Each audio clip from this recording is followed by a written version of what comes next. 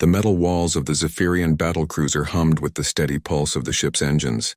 In the crew quarters, alien soldiers from different worlds sat around tables made of crystalline material. The air tasted of ozone and recycled atmosphere. Blue lights cast strange shadows on their faces as they talked and laughed.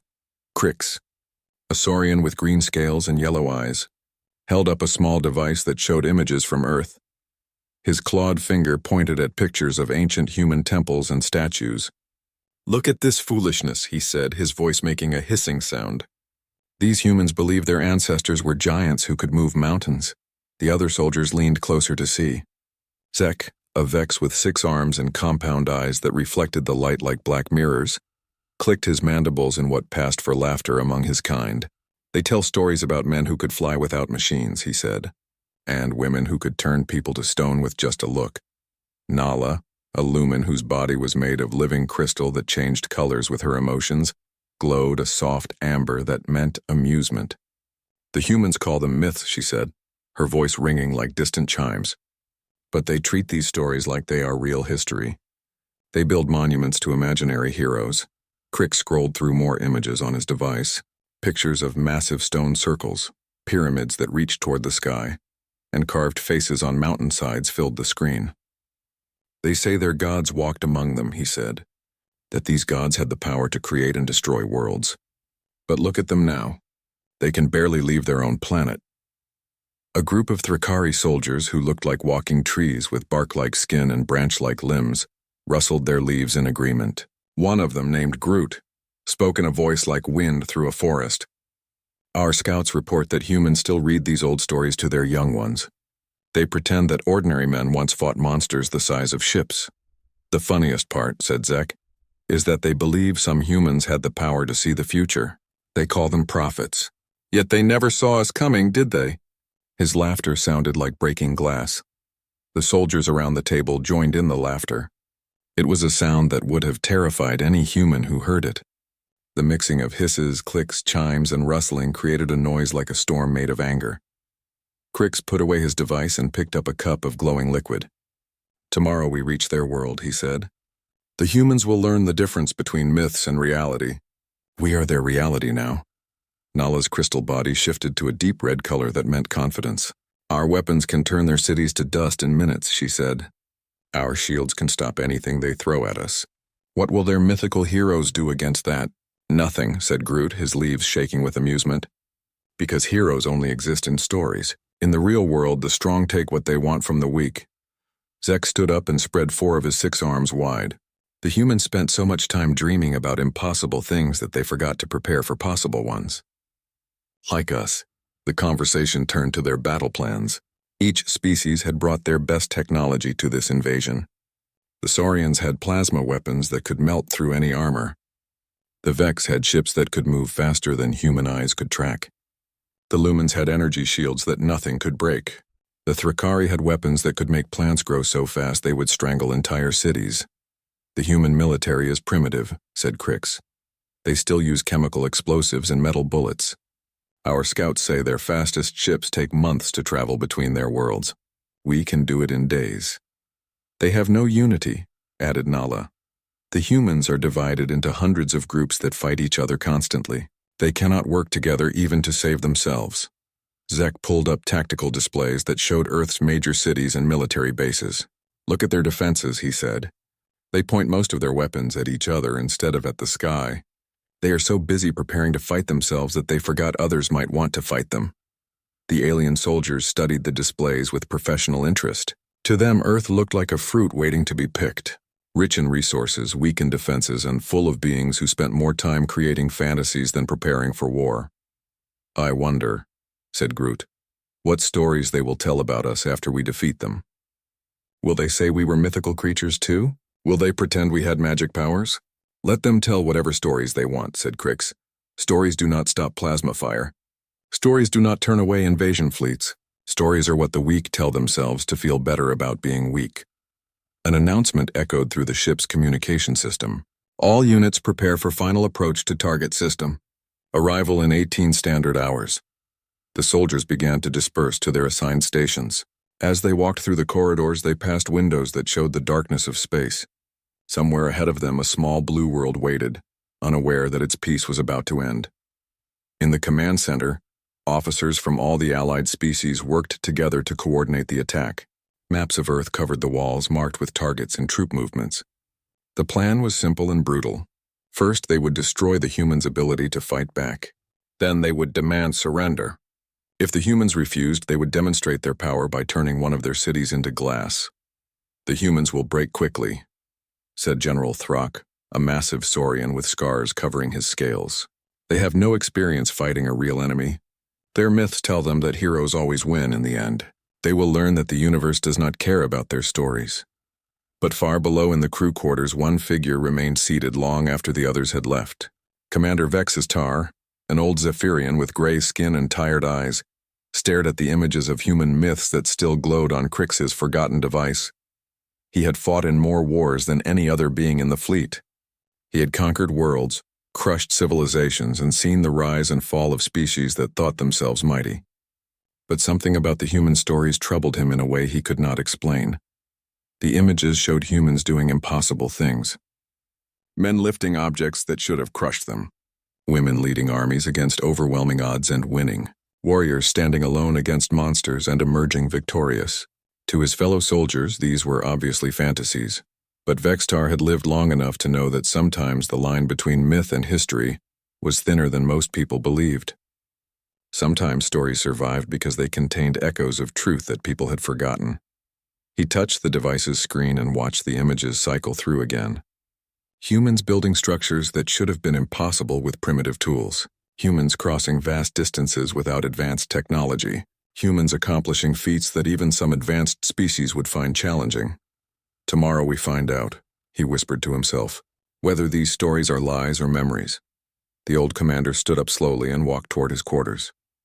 Behind him, the device continued to show images of human achievements that his people had dismissed as fantasy. But deep in his mind, a thought grew like a seed planted in fertile soil.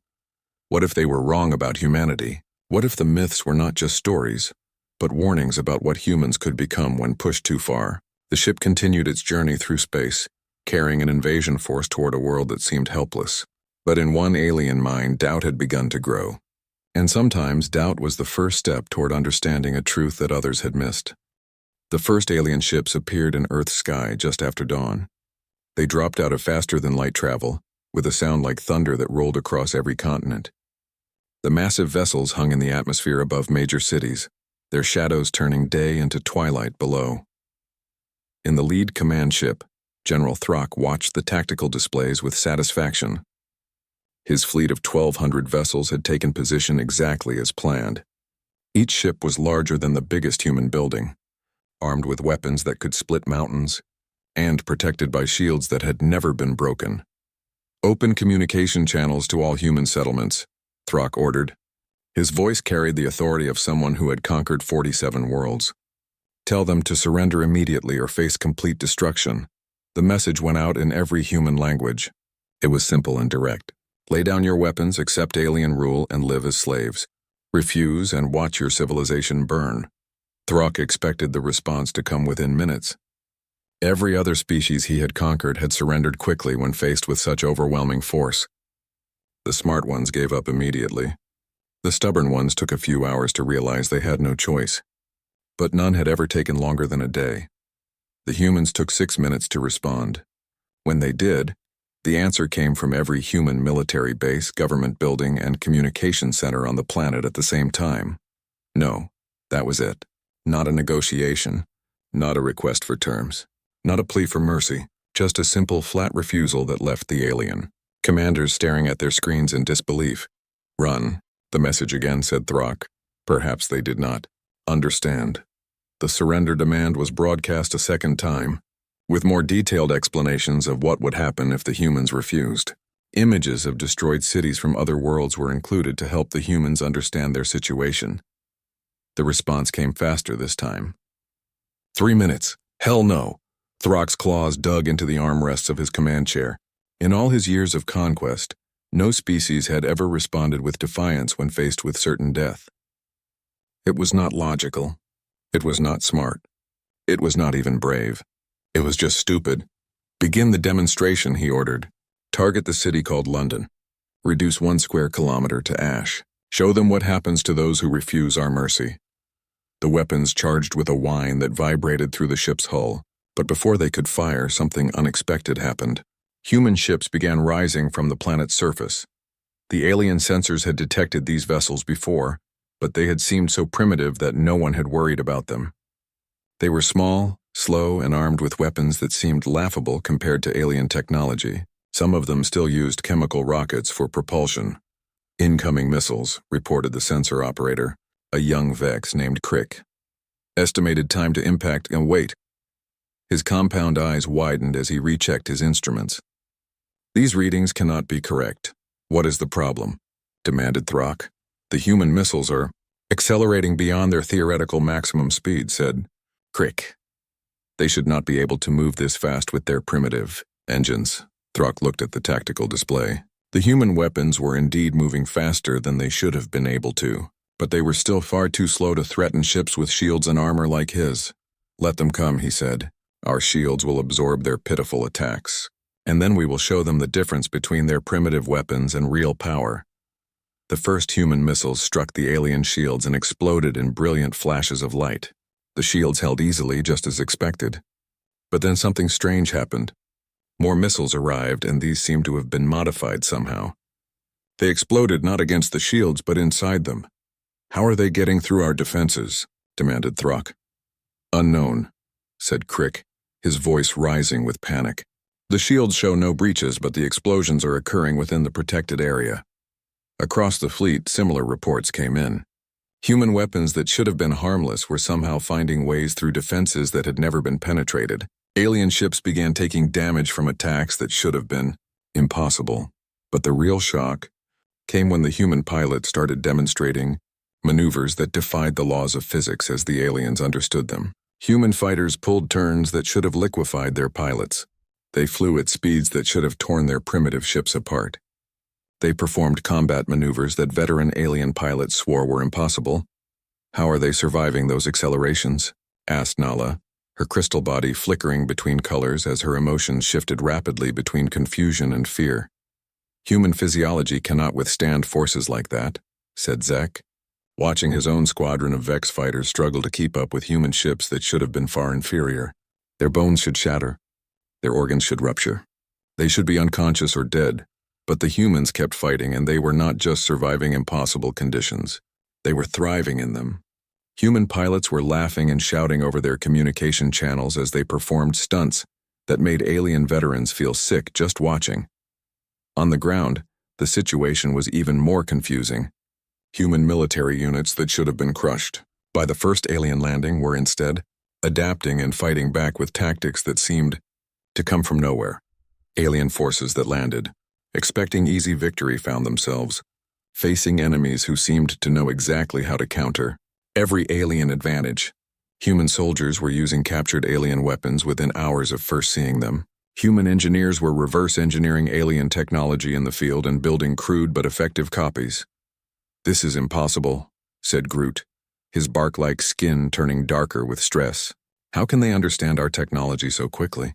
It should take their primitive minds years to comprehend even the basic principles." But the humans were not just understanding alien technology, they were improving it. Within days of the invasion's start, human forces were using hybrid weapons that combined alien power sources with human engineering in ways that the aliens had never thought possible. The turning point came during the Battle of New York.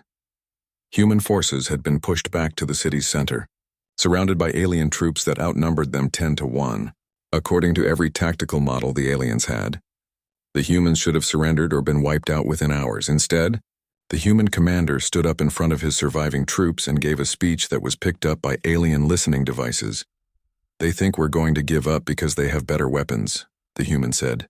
His voice was calm, almost conversational. "They think we'll break because they're stronger and faster and tougher than us. But they don't understand something important about human beings." He paused and looked around at the faces of his soldiers. Men and women who were exhausted, wounded, and facing certain death. But none of them looked afraid. "We've been telling stories about impossible victories for thousands of years," the commander continued. "About ordinary people doing extraordinary things when everything seemed hopeless. They think those stories are just fantasies. But maybe they're instructions. What happened next would be studied by alien military academicians for generations. The human forces launched an attack that should have been suicidal. They charged directly into superior firepower with inferior weapons and won. They did not just win. They won decisively, capturing alien equipment, taking prisoners, and driving back forces that had seemed unstoppable. They fought like people who had been preparing for this kind of battle their entire lives. Similar scenes played out across the planet. Human forces that should have been defeated were instead achieving victories that seemed to violate the basic laws of warfare.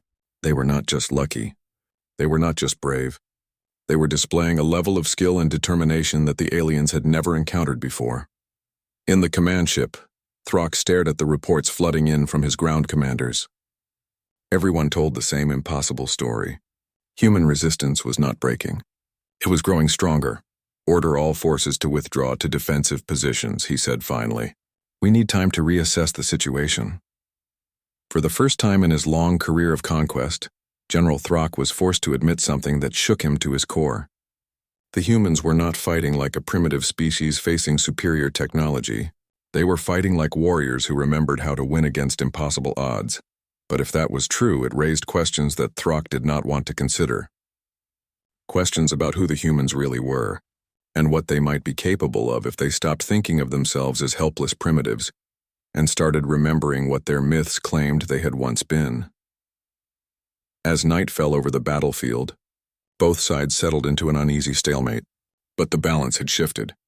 The aliens had come expecting an easy conquest and found themselves in a real war, and wars, as any human could have told them, were won not just by superior weapons but by superior will. The humans had both. 3 weeks into what should have been a simple conquest, the alien invasion force was discovering that humans did not fight like any species they had encountered before. Every day brought new reports that challenged everything the aliens thought they knew about warfare, physics, and the limits of what living beings could accomplish. In the medical bay of the command ship, Dr. Siln, a lumen physician whose crystal body normally glowed a calm blue, flickered rapidly between colors as she studied the data on her screens.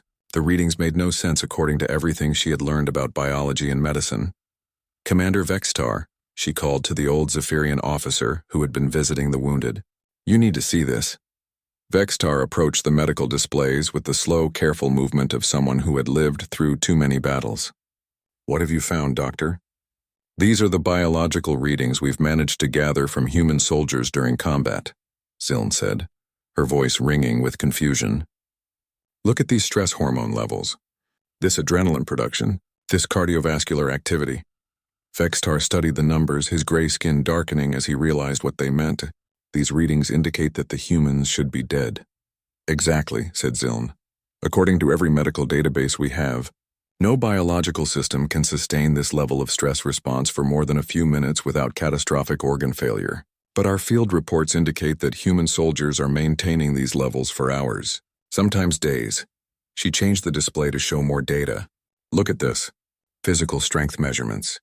We have documented cases of individual human soldiers lifting debris that should require mechanical assistance. One human female lifted a piece of wreckage that weighed more than 3 times her own body mass. Equipment malfunction? Suggested Vextar, though his tone indicated he did not believe it. We checked. Multiple times. The measurements are accurate. Siln's crystal body shifted to a worried purple. But it gets worse. Look at these cognitive assessments. The new data showed brain scans and problem-solving metrics. Vextar felt a cold feeling in his stomach as he read the numbers. Human intelligence appears to increase under stress, Siln continued. Their brains show activity patterns that suggest they are processing information faster during combat than during peaceful conditions. They are literally becoming smarter the more desperate their situation becomes. Vextar thought about the battlefield reports he had been reading. Human forces that found themselves outnumbered and outgunned were consistently developing new tactics on the spot. They were taking alien weapons they had never seen before and figuring out how to use them within minutes.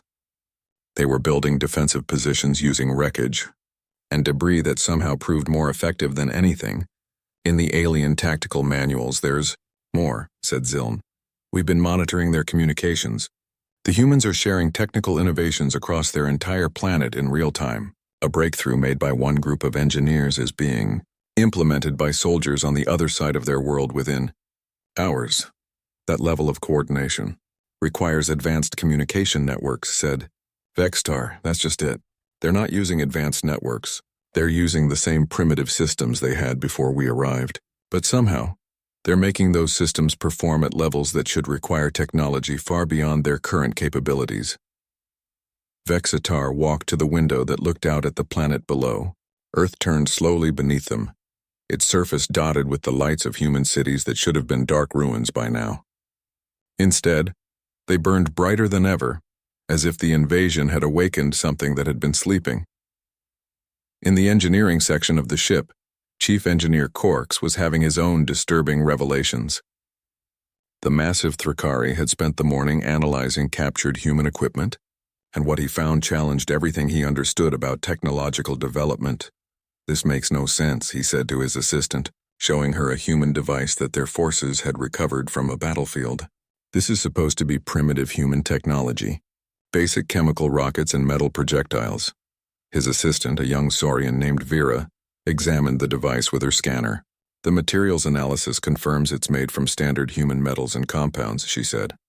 "Nothing exotic. Nothing that should give it unusual properties." "But look at the performance data," said Corks, pulling up combat footage. "This weapon is achieving muzzle velocities 30% higher than should be possible with these materials and this design. The projectiles are traveling farther and hitting harder than the physics allow." Vera studied the footage with growing confusion. "How are they doing it?" "That's not the strangest part," said Corks. "Watch this." He showed her recordings of human engineers working in damaged factories, building weapons and equipment under combat conditions. "They're manufacturing new equipment faster than our industrial models predict. They're taking raw materials and turning them into functional technology in timeframes that should be impossible without advanced automation. Maybe they had hidden factories we didn't detect." Corks's bark-like skin rustled with negative emphasis. "We mapped every structure on their planet. There are no hidden facilities capable of this level of production. They're doing this with basic tools and equipment we know they possessed before our arrival." The recordings showed humans working in shifts around the clock, but that was not what troubled Corks. What troubled him was the way they worked. The humans moved with a coordination and efficiency that suggested they had been planning for this kind of emergency production for years. But the aliens knew that was not true. The humans had been completely unprepared for invasion. "Pull up the technical innovation reports," said Corks. Vera accessed the files that documented new human technologies that had appeared since the invasion began. The list was long and disturbing. Humans had developed new armor materials, improved weapon designs, more efficient power sources, and communication systems that outperformed anything they should have been capable of creating. "They're not just copying our technology," said Vera, reading through the reports. "They're improving it." "In some cases, yes," said Corks. "But in other cases, they're developing completely new approaches that we never considered. Look at this power cell design. It's based on principles we know, but they've arranged the components in a way that increases efficiency by 40%. How did they think of that?" "That's what worries me," said Corks, "because the answer seems to be that they're not thinking of it. They're remembering it." Meanwhile, in the Tactical Analysis Center, Colonel Strix was reviewing combat footage with a growing sense of unease. The Saurian officer had been studying human military tactics, and what she found challenged every assumption about how primitive species were supposed to fight. "Assistant, call up the footage from the Rome engagement," she ordered. The holographic display showed the recent battle where human forces had been surrounded by superior alien troops. According to every tactical model, the humans should have been wiped out in less than an hour. Instead, they had held their position for 3 days and eventually forced the alien forces to withdraw. "Analyze the human tactical decisions," said Strix. The computer highlighted the key moments in the battle, showing how human commanders had responded to each alien move. What it revealed made Strix's scales darken with concern. "The humans are using tactical doctrines that don't exist in any of their military manuals," she said to her assistant. "These formations, these strategies, these timing decisions, they're more sophisticated than anything we've seen from species with centuries more military experience." Could they have received training from another advanced species? Asked her assistant. Negative. We've been monitoring this system for cycles. No advanced species have had contact with Earth. The humans developed these tactics on their own. Strix paused the footage on a scene that showed a human commander directing his troops. But that's impossible. Tactical expertise like this takes generations to develop. It requires experience fighting against advanced opponents. Unless, said her assistant quietly, they had that experience before. Strix looked at her subordinate with sharp yellow eyes. Explain. What if the humans once had advanced military experience but lost it somehow? What if they're not learning new tactics but remembering old ones? The idea was disturbing because it raised questions that Strix did not want to consider. If humans had once been a military power, what had happened to them? And more importantly, what were they becoming now that they were being forced to remember? In his private quarters, Commander Vextar sat alone reading reports from across the invasion force. Each one told the same story. Human capabilities were increasing daily. They were becoming stronger, smarter, more coordinated, and more dangerous with each passing hour. But it was not just their abilities that were changing. It was their attitude. The humans were no longer fighting like a desperate species trying to survive. They were fighting like a warrior race that was remembering its true nature. The old commander accessed the files that contained human myths and legends. Stories of heroes who could lift mountains, warriors who could defeat armies single-handed, and civilizations that spanned the stars. His fellow soldiers had dismissed these as primitive fantasies. But what if they were not fantasies? What if they were memories? Vextar had seen species rise and fall across the Battle of Mumbai had lasted 7 days and ended in complete disaster for the alien invasion force. 3 full battalions of the A coalition's best troops had been defeated by a human defense force that should have been wiped out in the first hour of fighting. The survivors who made it back to the ships brought with them stories that none of the other soldiers wanted to believe. In the crew quarters of the command ship, the same aliens who had once mocked human myths now sat in stunned silence. Their confidence had been shattered along with their forces on the ground below. The easy conquest they had expected had turned into a nightmare of impossible human victories and inexplicable defeats. Crix, the saurian soldier who had led the earlier mockery of human stories, stared at his clawed hands as if he had never seen them before. His green scales had turned pale with shock and exhaustion. They were lifting our battle tanks, he said in a voice barely above a whisper. Human soldiers were picking up our armored vehicles and throwing them like toys. That's impossible, said Zek, but the Vex soldier's mandibles clicked nervously as he spoke. Our tanks weigh 50 tons. No biological organism can generate that kind of force. I saw it, said Crix. We all saw it. This human female, she couldn't have weighed more than 60 kilograms. She grabbed the front of Lieutenant Gorks's tank and flipped it upside down. Gorks is still trapped inside. Nala, the lumen whose crystal body had once glowed with confidence, now flickered weakly between gray and black. It has to be some kind of technology we don't understand. Hidden exoskeletons or gravity manipulation devices. We scanned them, said Groot, his bark-like skin rough with stress. No technology, no hidden equipment. Just biological beings doing things that biology says they cannot do. The conversation was interrupted by bitter laughter from the back of the room. The soldiers turned to see 3 Thrakari warriors who had just returned from the surface. Their leader, a massive being named Korak, looked like he had been through a forest fire. His bark was charred and his branch-like limbs were twisted at odd angles. You still think this is about technology? Korak asked, his voice like wind through dead leaves. You still think there's a logical explanation for what we're facing down there? There has to be, said Zek. The universe operates according to physical laws. Even humans cannot violate those laws. Korak laughed again, and the sound made the other soldiers uncomfortable. Physical laws, he repeated. Let me tell you about physical laws. I watched a human soldier take a direct hit from a plasma cannon that should have vaporized him instantly. The blast knocked him down, burned his clothes, and left a crater where he had been standing. And then he got up and kept fighting. Impossible, said Nala. I thought so too, said Korak. So I shot him again. Same result. Then I shot him a third time with maximum power. This time the blast was so intense it melted the ground around him into glass. And still he got up. Still he kept coming toward me with nothing but a metal blade in his hand. The silence that followed was thick with fear and disbelief. These were veteran soldiers who had conquered dozens of worlds, but none of them had ever heard stories like this. "What happened then?" asked Crix quietly. "He reached me," said Korak. "A human being with primitive weapons reached me through direct plasma fire that should have killed him 3 times over. And when he did, the Thrakari warrior touched his twisted limbs. He did this to me with his bare hands. No tools, no weapons, just the strength in his biological body." "You're saying he was stronger than you?" asked Groot. "That's impossible. Thrakari are the strongest warriors in the coalition." "I'm saying he was stronger than our battle mechs," said Korak. "I'm saying he bent hardened metal like it was soft clay. I'm saying he moved faster than our targeting systems could track. And I'm saying he did it all while laughing." The soldiers looked at each other with growing horror. Each of them had their own impossible stories from the battlefield, but none had wanted to share them for fear of being thought mad. Now they began to realize that everyone had seen the same things.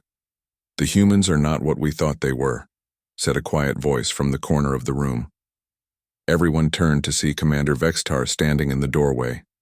The old Zephyrian's gray skin looked almost white in the artificial light, and his tired eyes held an expression that none of them had seen before. It was fear, but not the kind of fear that came from facing a superior enemy.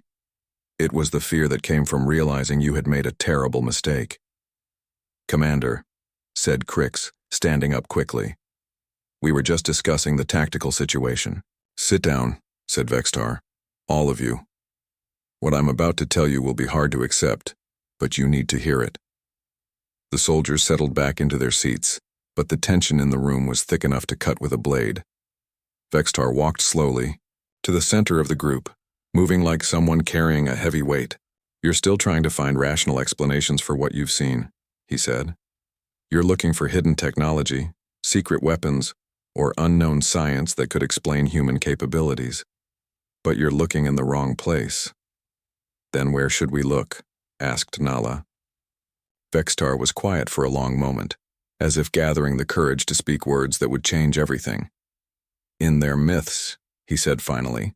The soldiers exchanged glances. "Commander," said Zek carefully. "I've been studying human culture for longer than any of you," said Vextar. "Not just their current civilization, but their ancient history, their archaeological records, their oldest stories." He paused and looked around the room. "Those myths you were mocking, they're not fantasies, they're memories." "That's impossible," said Groot. "Myths are just primitive attempts to explain natural phenomena." "Are they?" asked Vextar. "Then explain this." He activated a holographic display that showed ancient human ruins from around their planet. These structures were built with technology that current human civilization cannot replicate. They show engineering knowledge that their current science doesn't possess. They demonstrate capabilities that their current technology cannot achieve. The images showed massive stone blocks fitted together with perfect precision, astronomical alignments that required advanced mathematical knowledge, and construction techniques that would challenge even modern alien engineering. "Maybe they had help from another species," suggested Crix. "We've checked," said Vextar. "No other advanced species has visited this system in recorded history. The humans built these structures themselves. But here's the important part." He changed the display to show dating information. "They built them thousands of years ago when they supposedly had nothing but primitive tools." "You're saying they were more advanced in the past?" asked Nala. "I'm saying they were more advanced than we are," said Vextar. "Look at this data." New images appeared showing archaeological evidence from around Earth. Humans once had technology that could move mountains. They had energy systems that could power entire continents. They had transportation that could cross the galaxy. They had weapons that could crack planets.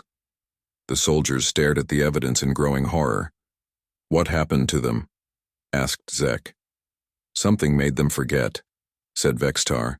"Some catastrophe, some disaster, some event that reduced them from galactic masters to planetary primitives. But they didn't lose their capabilities completely. They just lost the knowledge of how to access them. And now? Asked Korak. Now we've given them a reason to remember, said Vextar. Every challenge we present, every impossible situation, we put them in, forces them to reach deeper into their racial memory, forces them to rediscover abilities that have been sleeping in their genetic code for millennia. The room was completely silent as the implications sank in. The aliens had not invaded a primitive world.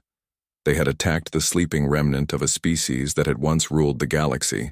Those myths about heroes with impossible strength, continued Vextar. Those were normal humans at the height of their civilization. Those stories about people who could see the future, move objects with their minds, survive anything and accomplish miracles? Those were everyday humans before the catastrophe that made them forget. But they're just stories, said Nala weakly. No, said Vextar. They're instruction manuals. Humans have been telling these stories for thousands of years because somewhere deep in their collective memory, they know what they're capable of. They just needed something to wake them up. He looked around the room at faces filled with fear and understanding. We didn't invade Earth to conquer a primitive species. We invaded Earth to wake up our predecessors. And now they're remembering who they used to be. The silence that followed was broken only by the hum of the ship's engines. In that quiet moment, every alien soldier in the room realized the same terrible truth. They had not come to Earth as conquerors. They had come as victims. The human counteroffensive began at dawn on the 42nd day of the invasion.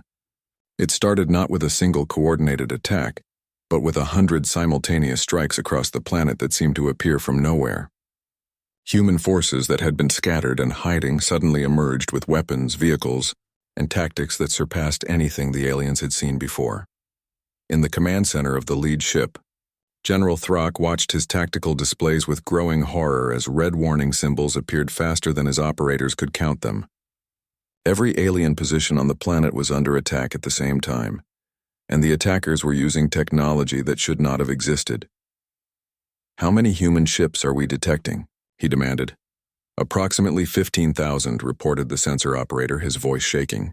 But sir, these readings don't match any human designs in our database.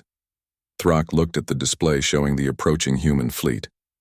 The ships were sleek and beautiful, moving through space with a grace that made alien vessels look clumsy by comparison. But what terrified him most was that he recognized the design patterns. They looked like the ancient structures the humans had built thousands of years ago. But these were clearly built for war. How did they construct a fleet this size in 6 weeks? Demanded Throck. Unknown, sir, said the operator. But that's not the strangest part. Watch this. The display zoomed in on one of the human ships.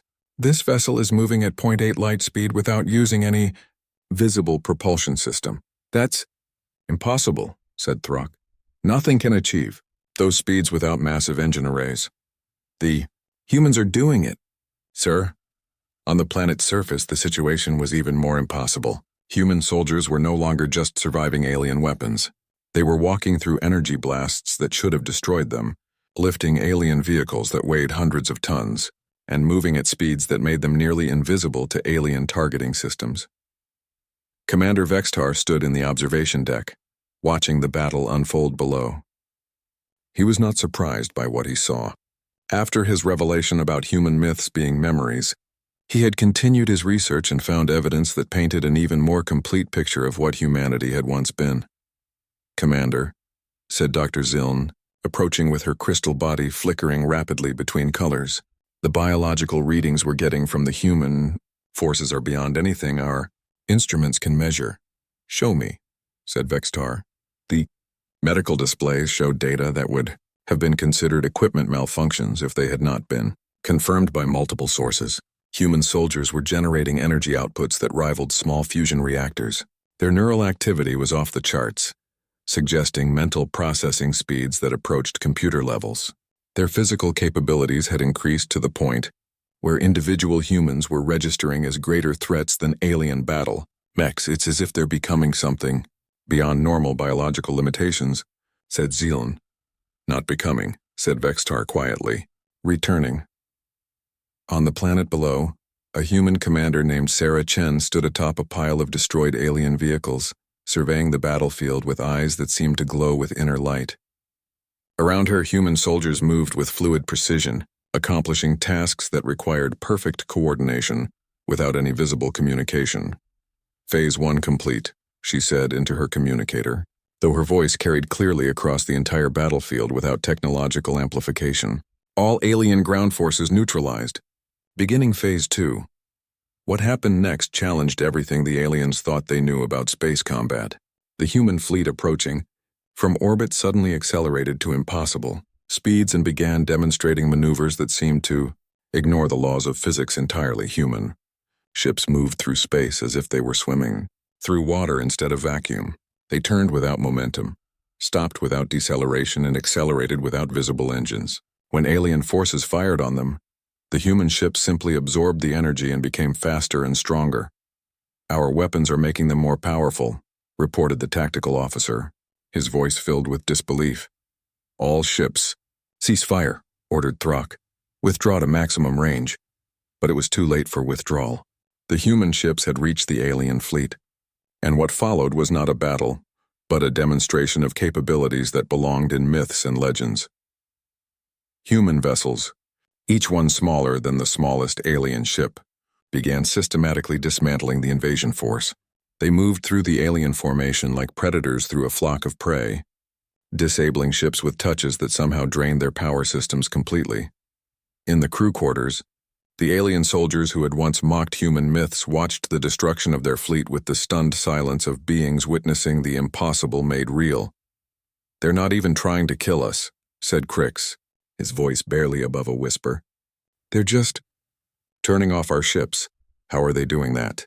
asked Zek. Commander Vextar, who had joined them to watch the end of the invasion, answered quietly. "Energy manipulation, matter control, techniques that our science considers theoretical impossibilities. The humans didn't just have advanced technology in their past. They had abilities that transcended technology entirely. On the surface of Earth, human beings were demonstrating those same transcendent abilities. They were healing injuries instantly, communicating across vast distances without equipment, and reshaping matter with focused thought. The myths of humans with godlike powers were not myths at all. They were memories of what every human could do when they remembered their true nature. This alien invasion force found itself completely helpless against an enemy that had become everything their own myths had claimed was impossible. Ships designed to conquer planets were being deactivated by human hands placed gently on their hulls. Weapons that could level cities were being turned to harmless light by human will. Shields that had never been penetrated were being walked through as if they did not exist. "Incoming communication from the human fleet," reported the communications officer. "Put it through," said Throck, though his voice carried no hope of negotiating terms that would save his forces. The voice that came through the speakers was calm, confident, and completely human. "Attention, alien fleet. This is Admiral Sarah Chen of the Terran Defense Force. Your invasion has failed. Your forces are defeated. Your ships are disabled. We surrender," said Throck immediately. "We request terms for the withdrawal of our forces." "There will be no withdrawal," said the human voice. "But there will be no killing either.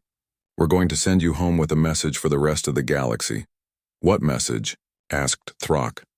"That humanity has awakened," said Admiral Chen. "That we remember who we were and who we are and who we will be again. We're returning to our place among the stars, and we want the galaxy to be ready for us." The screens around the command center suddenly displayed images from across human space. The aliens could see massive construction projects beginning on every human world. Ships being built that dwarfed anything in the current galaxy. Structures being raised that would reshape entire solar systems. "You came here thinking you were conquering a primitive species," continued Admiral Chen. "But what you actually did was remind us that we were never meant to be limited to one world. You've given us back our heritage, and for that we're grateful." "What will you do with us?" asked Throck. "We're going to modify your ship so they can reach your homeworld safely," said the Admiral. "And we're going to ask you to carry a simple message. Tell them that the children of Earth are coming home to the galaxy. Tell them that the species they feared in their oldest legends has returned. And tell them that we hope to meet them as friends, but we're prepared to meet them as anything else they choose to be." The transmission ended, leaving the alien forces to contemplate their situation. They had come to conquer Earth and instead had awakened something that their ancestors had left warnings about in their own most ancient myths. Stories about a species that had once ruled the galaxy with wisdom and strength, that had vanished suddenly for unknown reasons, and that their oldest prophecies said would one day return. Now they knew those prophecies were true. Humanity was not just returning to space. Humanity was returning to its throne among the stars, and the galaxy would never be the same. As the modified alien ships began their journey home, carrying news that would reshape the politics of 100 worlds, Admiral Chen stood on the bridge of her flagship and looked out at the stars with eyes that had remembered how to see across impossible distances. "Begin Phase 3, she said to her crew. "It's time to visit our old friends. Some of them have probably forgotten us, but I think it's time for a reunion." The human fleet turned toward the deep galaxy, carrying the awakened children of Earth back to their ancient domain. Behind them, Earth itself began to change as its people remembered not just how to fight, but how to build, how to explore, and how to take their place among the wonders of the universe. The age of human isolation was over. The age of human expansion had begun, and across the galaxy, ancient species began to dust off their oldest historical records, searching for information about the return of the mythical race that their ancestors had called both the greatest blessing and the greatest terror the universe had ever known. Humanity was coming home.